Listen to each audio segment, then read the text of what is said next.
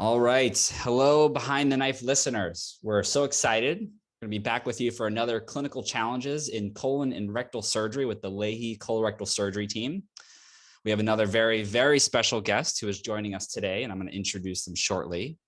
To recap our prior episodes, we talked about endoscopic management of advanced colorectal polyps, the role of total neoadjuvant therapy for locally advanced rectal cancer, surgical management of rectal prolapse, the use of biologic medications in patients with Crohn's disease requiring ileocolic resections. And today we're thrilled to continue the theme of managing complex Crohn's disease. And specifically, we're going to focus on small bowel strictures. And so if you haven't caught the most recent episode from the Montreal team, it'll pair nicely with ours. And so they dived into the Supreme CD study and discussed the Colono-S anastomosis in their journal club. And so once again with us, we have Dr. Peter West, Marcello, and Dr. Tess Aulet. Say hi, gang. Hey, team. Great to be back and record our 5th episode of Behind the Knife. Hey, Lahey, missing you all in Burlington. Sad I can't be there in person tonight. We miss you too, Tess. Yes. All right, so today we have a very, very special guest who's going to be joining us, and I'm honored to introduce Dr. Fabrizio Michelassi. A proper introduction would actually take the entire length of the episode, so I'm going to do my best to give a very brief introduction to someone who doesn't need an introduction. Dr. Michelassi is the Lewis Atterbury Stimson Professor of Surgery and Chairman of Surgery at Weill Cornell Medicine and Surgeon-in-Chief at New York Presbyterian Weill Cornell Medical Center, where I did my general surgery training. His experience and expertise in treating Crohn's disease led him to develop a novel bowel-sparing procedure, now known as the Michelassi strictureplasty. And we're certainly going to be discussing the details of that technique during the episode. Hello, sir. Thank you so much for joining us. Thank you very much for inviting me. It's really a pleasure to be part of this episode of Behind the Knife. Great. So Tess, I think our listeners want to hear what's it like being a junior attending at University of Massachusetts. Yeah, hot under the fire. Yeah, things are good. I love living in the Worcester area. Just bought a house. I got my Lahey diploma up on the wall. I'm settling in very nicely. Nice. Peter, any updates for our Behind the Knife listeners? Yeah, well, it's fall finally, and that means football, but it also means interview season for the colorectal residents. And we just finished up yesterday, and I love this time of year. I love seeing the applicants come through. They're all excited. I love talking about the program and what they hope to get out of it. And I'll give you a little secret that if you come and interview here at Lahey, I'm going to ask you about ice cream. Now, you may wonder, what does ice cream have to do with colorectal residency? Well, you got to interview here to find that part out. Okay, John, now that I'm all amped up, let's go. All right. So like our prior clinical challenges episodes, we're just going to go into one case and really take a deep dive into some complex medical and surgical decision-making. And so just a reminder for our listeners, if you like, you can follow along with us on the Behind the Knife YouTube channel. We're going to show some relevant images from the case and then some relevant anatomy. All right, Tess, here we go. So this is a 49-year-old female. She was diagnosed with duodenal and jejunal Crohn's disease approximately 4 years prior to your evaluation. Her symptoms include postprandial abdominal pain, nausea, and vomiting. She has 1 or 2 bowel movements a day, but her diet is severely limited. She's been on multiple medical therapies, and currently she's on infliximab. Her last colonoscopy was performed 3 years prior and revealed a mild erythema in the terminal ileum, but otherwise normal appearing colon. She did undergo upper endoscopy, and that revealed disease in the second portion of the duodenum with the tight stricture in the proximal jejunum. Prior to your evaluation, she had an MRE, and that showed diffuse focal thickening of the jejunum and relatively narrowing of the post-bulbar duodenum without abnormal enhancement or adjacent stranding. We obtained an upper GI contrast study before you're seeing her, and that with a small bowel follow-through.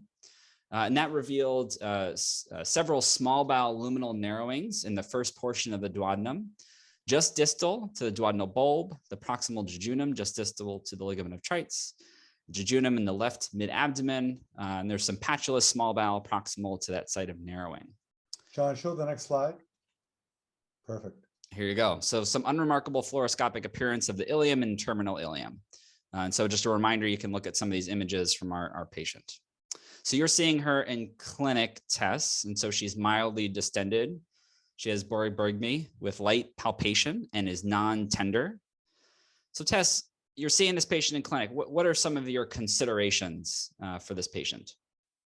Yeah, absolutely. You gave me a lot of really good information there, a lot of details. I think any patient with Crohn's disease, the first thing I want to understand is the distribution of their disease, whether it's small bowel and colonic, whether it's colonic or limited to the small bowel and where it is, which you gave me so far. You know, having all of the patient's prior endoscopic reports, pathology, and imaging really helps to provide you with that roadmap, which is important. Additionally, I'm thinking about if they've ever had surgery, and if they have, getting the operative report so I know how many resections, where they have had the resections, how much bowel do they have left? You know, is this someone that I'm going to be worrying about short gut? And, you know, thinking about different techniques I might be employing at the time of surgery. I want to get prior medication history, what she's tried, what she's on, particularly if she's on steroids. I'd also want to know if she's a smoker, and if so, would work on smoking cessation. Lastly, I'd try to get a better understanding of the patient's nutritional status, given her diet has been a little bit limited, it sounds. Has she lost weight, greater than 10% weight loss over the last 3 months? Use of steroids, smoking, prior colonic or prior bowel resection are all risk factors that, you know, I think about in terms of post-op complications in these patients. Particularly in her, she has duodenal Crohn's, and so this is not a very common thing that we see. Indications to operate would be for fistula, obstruction, as it sounds like she has in her case.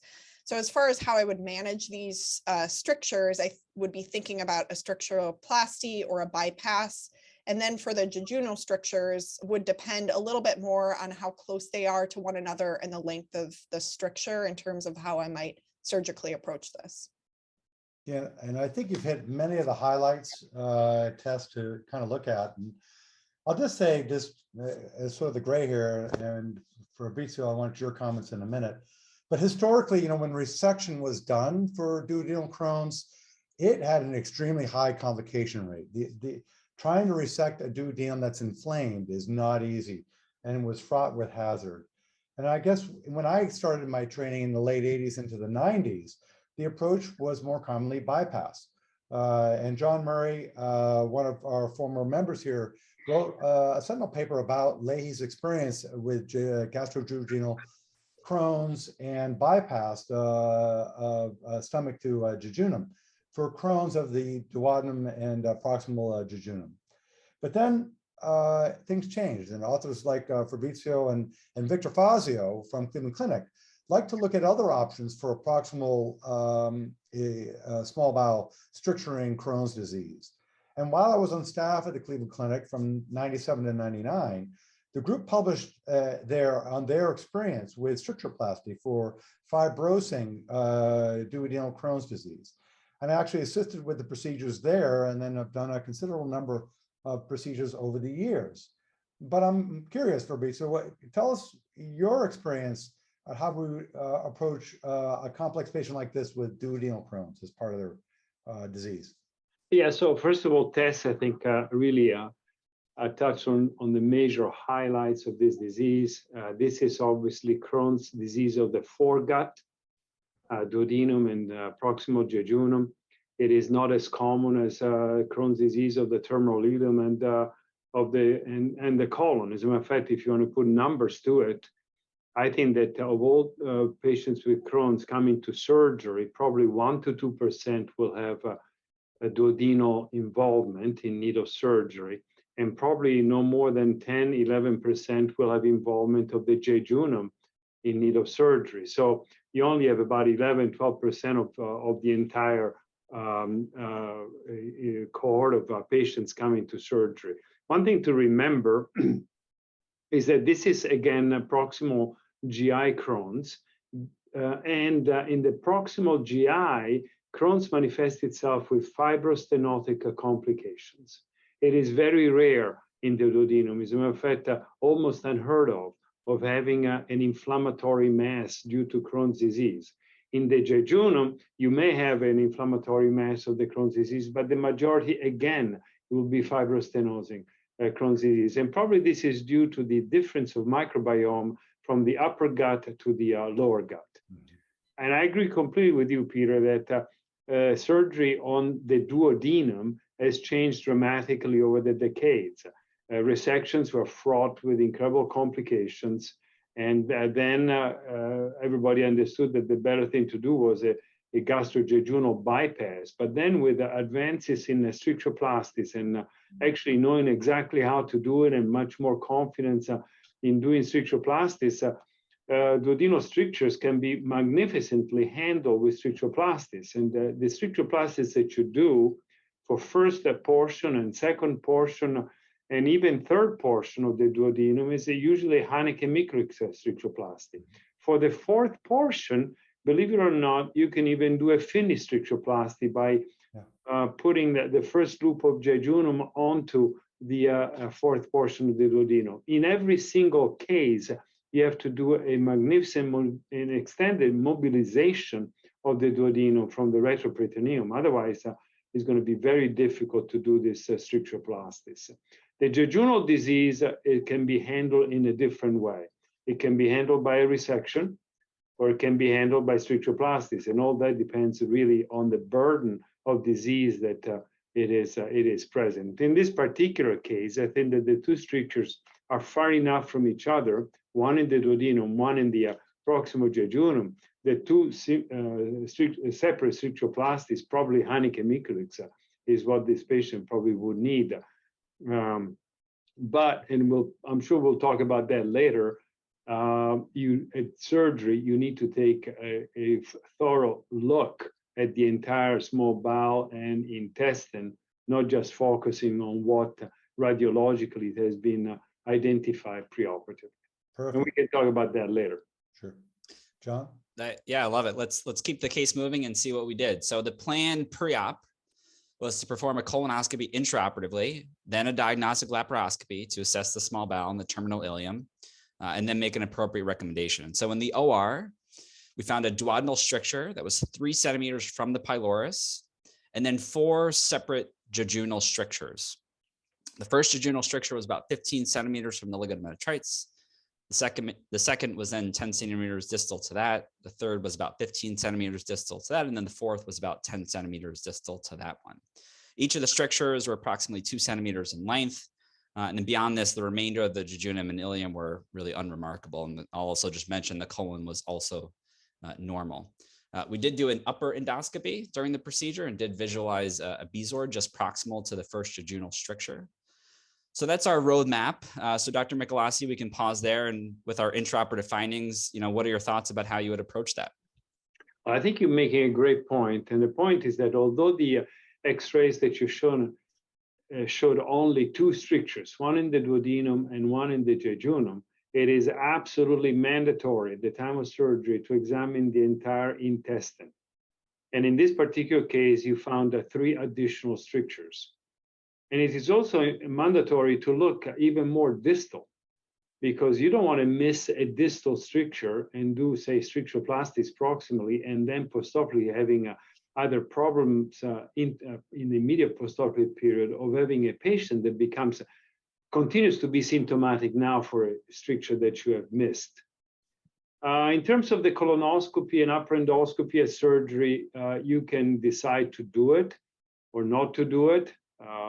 In my practice, I do the colonoscopy prior to the surgery to be a little more expeditious at the time of surgery and to have all the important information that I need.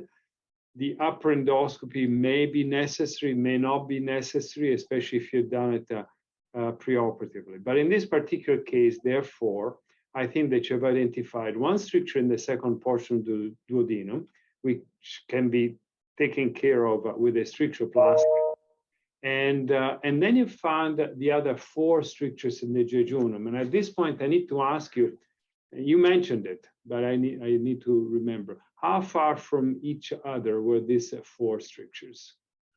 Yeah, so all about 10 to 15 centimeters apart. Yeah, so 10 to 15 centimeters is probably long enough to do 4 separate Heineken-Michelassi strictureplasty, or to do a side-to-side isoperistaltic strictureplasty, whatever you feel more confident with, and whatever you, the goal at the end of the day is to make sure that the intestinal lumen is wide and there is no more partial obstruction. Perfect. I agree fully with you about that. And I think here the goal is to preserve the bowel also. These, I think, small bowel disease, I worry about, resection. And here, a resection would take, 2 feet probably. And I'd like to preserve that. I agree with you.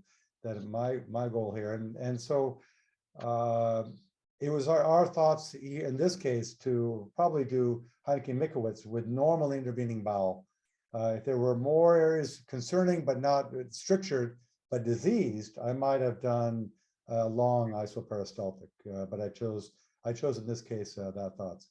I think that the point that you're making is very important, which is it is easy to do a bowel resection.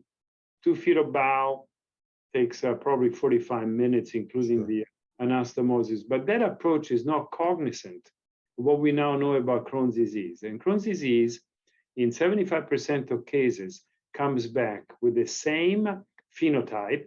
In this particular case, will be therefore stricturing disease, and with the same length of disease.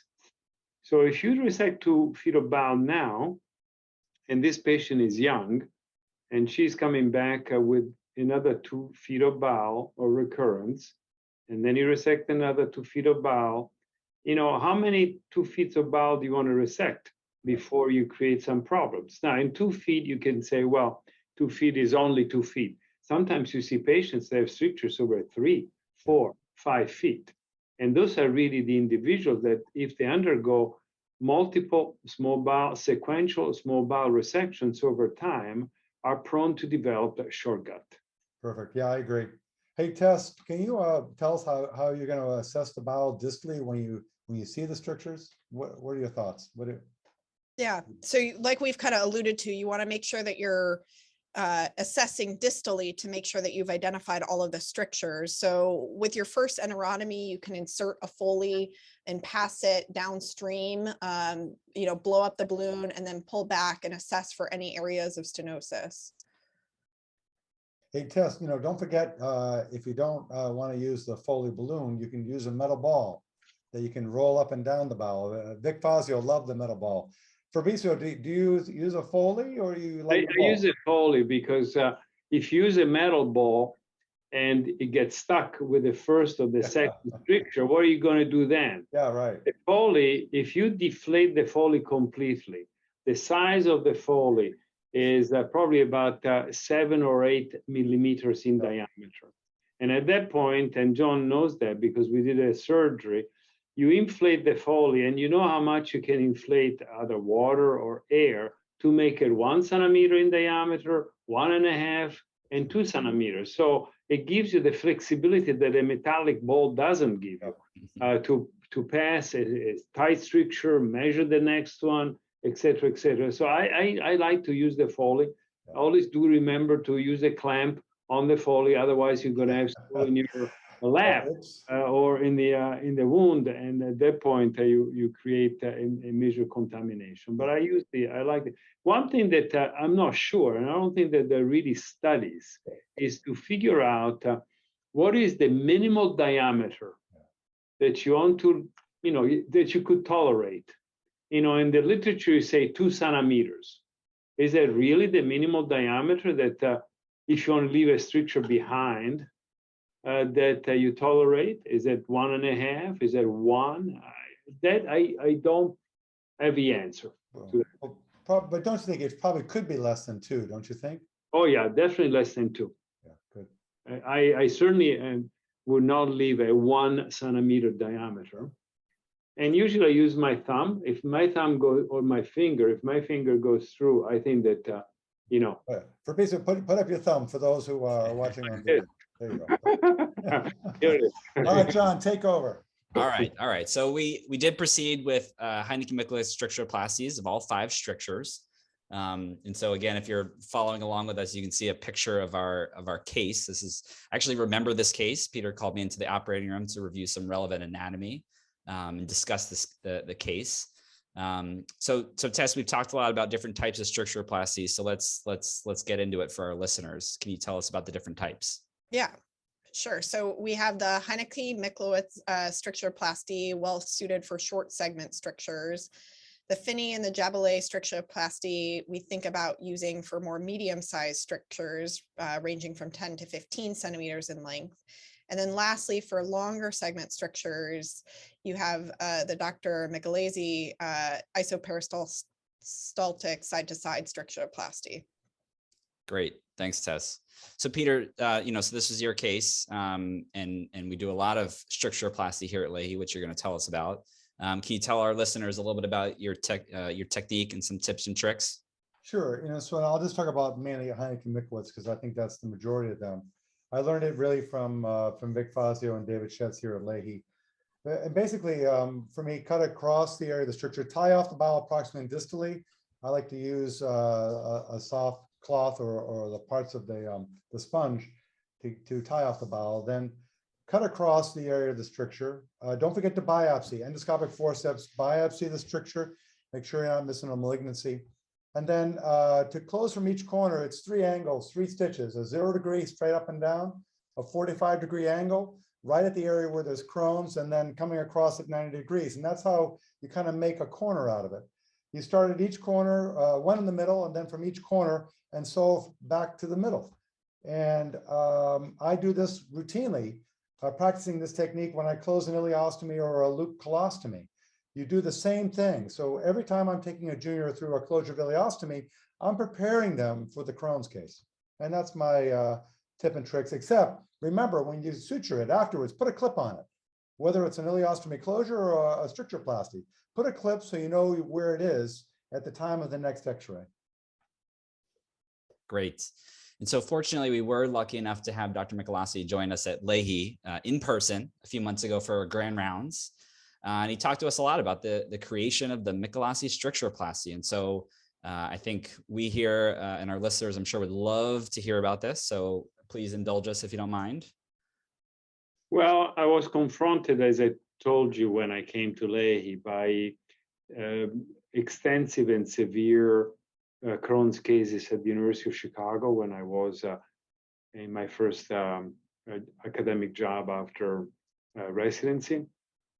And the ones that I found really challenging were patients with jejunal ileal disease, with stricture after stricture after stricture after stricture, and in between stricture dilated the saccular intestine. And I was always concerned about these patients because although obviously at the level of the stricture you have disease, in between the strictures you have plenty of good bowel. And so why throwing away all that good bowel when really the problem is just a luminal problem of a lumen that is too tight? And so I was trying to figure out how to do it. It was very difficult to visualize it until finally the story goes that I took a shirt with the two arms of the shirt, and I put the two arms in a side-to-side fashion like this. And all of a sudden, I decided that I could do a very long enterostomy. This strictureplasty, nothing else but a side-to-side enterostomy in an isoperistaltic fashion. And you just have to be careful when you do it, because obviously you want to make sure that a stricture on one loop faces a dilatation on the other loop. You certainly want to make sure that you don't have one stricture facing another stricture. But pretty much, if I can show it to you, you got to divide the intestine pretty much halfway in the disease segment. And then you have to move one loop over the other in a side-to-side fashion, making sure, again, that one stricture doesn't face another stricture, and then you create a side-to-side strictureplasty. Now, it is common mistake to think that this is a good strictureplasty for very long and narrow piece of intestine like a garden hose intestine. It's not good. For garden hose intestine, you just have to do a resection. It is good for a rosary bead configuration of sequential strictures. Yes. That's what it is good for. Now, in the picture that you showed there in the slide, actually, those were my attempts at doing a strictureplasty where the one part of the intestine was really a garden hose kind of intestine. And those, I have to tell you, are very difficult, technically challenging, and probably not worth at the end of the day. I think that the best indication is the rosary bead kind of sequential strictures. Now, when you have 2, 3, 4, 5, 6 feet of bowel, you may have in the middle of it, or at one end or at the other end, a segment that needs to be resected because it's too diseased and too deformed. You can do that resection and then use that resection as the point where you start moving one loop over the other, and then you end up doing the same kind of side-to-side stricturoplasty. These are very good stricturoplasties. I recently was able to publish in Annals of Surgery my 25-year experience with that, and they're durable. They're durable, and one important thing that extrapolates from this case is that sometimes when you have a recurrence on the stricturoplasty, either at the either end or in the middle, you can do a Haneke Mikulicz on that. So you're going to do a stricturoplasty on a stricturoplasty. So these are durable things, and these patients require it because they have such extensive Crohn's disease that you need to be very inventive on how to save bowel. And that's how it came, and the need was to save bowel rather than resecting. Amazing. Thank you so much for that. All right, let's return to our case. Of course, taking care of these patients extends beyond the operating room and doing strictureplasties. So fortunately, this patient did have a relatively uncomplicated post-op course. So post-operatively, we left a JP drain by the duodenal stricturoplasty and a nasogastric tube just proximal to this. We did do a CT abdomen pelvis with PO contrast on post-op day 5 that showed no extravasation of oral contrast. The JP drain remains serosanguinous, and the nasogastric tube was removed. Her diet was advanced, and she was ultimately discharged home on post-op day 9 with a plan to restart her infliximab 6 weeks thereafter. I will point out this patient did live quite far away, and so we did end up doing a telehealth appointment to check on her. And I do remember Dr. Michelassi doing this on several occasions, during residency before the pandemic. So Dr. Michelassi, any comments about, the post-operative management of this patient and then post-operative monitoring for these patients? But Fabrizio, let me ask you this: do you leave an NG tube in for duodenal disease? No, I don't. Yeah. So this is the takeout points, and then do you study them afterwards? And if so, when? What do you think? First of all, I don't leave JPs or I don't leave nasogastric tubes. Yeah. And I don't study them if clinically they're doing just fine.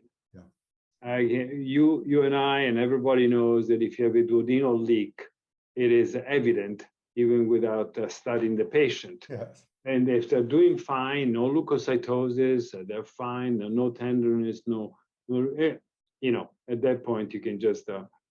As a matter of fact, I give them clears the day of surgery, and it is unbelievable how good the stricturoplasties are in the duodenum.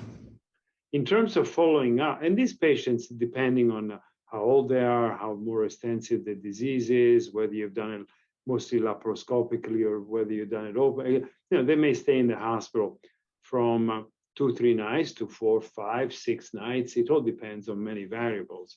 The moment that they go home, and this is something that extends to all patients discharged, if they've had a totally uncomplicated post-operative period, and if upon, at that point, I do just telemedicine follow-ups, and either I do them or my nurses do them. And if there is a problem, or if the patient wants to come back, absolutely, definitely. But you'll see that most of these patients are absolutely delighted not to come into the hospital, having to drive and having to park, having to pay in New York $30 to $40 for a few hours in the parking lot, then going back, fighting the traffic, et cetera, et cetera. And therefore, at surgery, I do everything possible so that I don't have to do anything post-operative, such as, for instance, all the skin closure is all subcutaneous. I don't have to remove any stitches. There are no drains. There is nothing that needs to be done.